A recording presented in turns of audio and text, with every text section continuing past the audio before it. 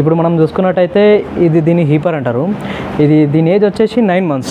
యాక్చువల్గా ఇది నేను పంజాబ్ నుంచి తెచ్చుకున్నా దీన్ని. ఇది ఇప్పుడు 9 months. నేను దీనికి ఎలాంటి మనము ఖర్చు అవసరం లేదు. అండ్ నేను డైలీ ఒక 2 liters పాలు తాగుతా. Morning 2 liters, evening 2 liters. కానీ ఇప్పుడు నాకు ఇది ఒక 2.5 years వచ్చే వరకు ఇది నాకు ఒక 1 lakh rupees అయితే ఇచ్చేళ్తుంది ప్రాఫిట్గా. 100% ఒక 1 lakh rupees అయితే ప్రాఫిట్గా ఇచ్చేళ్తుంది ఇది నాకు ఒక 2.5 years వచ్చే వరకు. ఇప్పుడు చూసుకున్నట్టయితే మనం చాలా మంచి పొజిషన్లో ఇప్పుడు నాకు గట్టిగా ఉంది.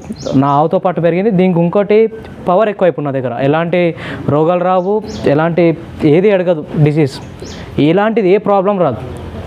మనము చిన్నప్పటి నుంచి నా దగ్గర పెరిగిన దానికి నేను ఒక దగ్గర నుంచి తెచ్చుకున్న దానికి చాలా డిఫరెన్స్ కనబడుతుంది మనకి. అలాంటిది ఇంకోటి కూడా ఉంది ఇక్కడ మన దగ్గర.